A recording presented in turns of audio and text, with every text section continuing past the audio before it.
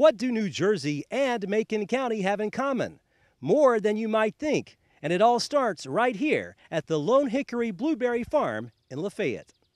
How do you and your wife, Mary, who are originally from New Jersey, wind up in Macon County, Tennessee, of all places? My wife went on Overstock.com looking for clothes. She saw real estate, and she thought we should buy a farm. And that's how we ended up here. Did you know anything about the farming business at all before you bought the farm? Nothing at all. So what did you do? How did you learn how to do what you're doing today? Trial and error, spending money, and just figuring it out as you go along, reading, that sort of thing. So you have a blueberry farm. So talk about blueberries in general and what's fun about maybe raising blueberries.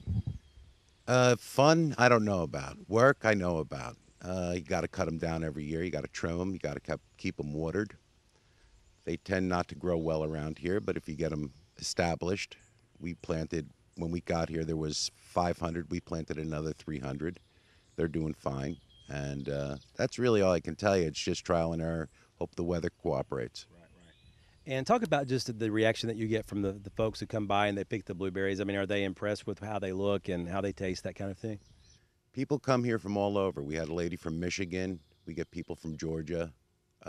They come here to visit family. They say that they're the best blueberries they've ever had. I don't know. I'm working too much to taste them. But we get quite a few people that come every year specifically for here.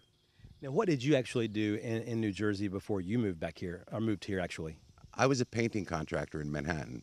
Okay. And I did that pretty much my whole life. My father was one, and that's what I did. So what are there any similarities at all between that old job and this current job that you have, I guess you could say? No, nothing at all. That job you have to depend on people. This job you have to depend on the weather, and your hardest work goes unrewarded most of the time, and sometimes you get lucky.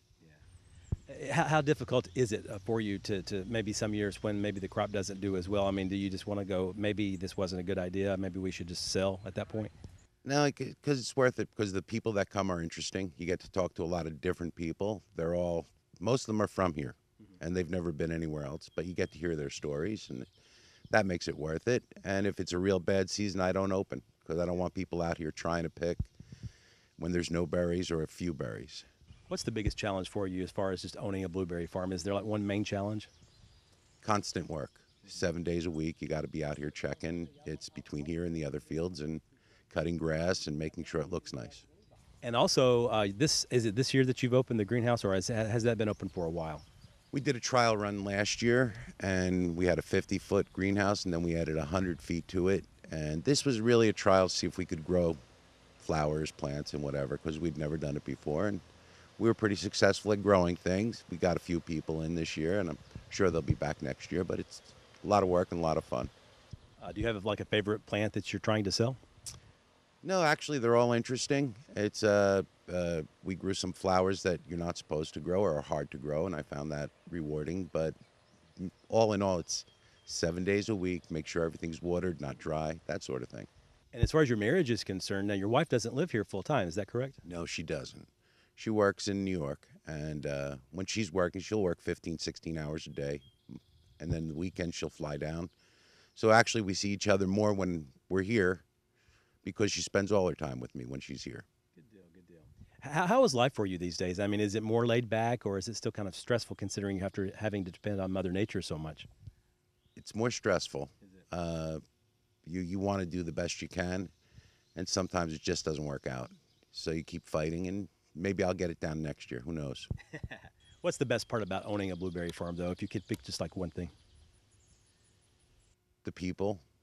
And it's nice to wake up in the morning and know you have somewhere to go, something to do, and you can see the results. Do you see you and your wife owning this farm long term? I mean, do you no plans of selling anytime soon? Would you like to continue having the blueberry farm for a long time? The farm will never be sold. We'll pass it down to our nephews or whoever's interested. We have no children, so I've already told the kids that it's theirs. So I put a price on my own head. Well, best of luck this year. Thank you very much. Learning how to be successful in a new field later in life. The son of a Greek immigrant who worked in Manhattan most of his life now runs a small blueberry farm in Macon County and is glad he made this life-altering transition. The Lone Hickory Blueberry Farm is located at 1800 10-Yard Road in Lafayette. Reporting in Macon County, Barry Hiett, NCTV.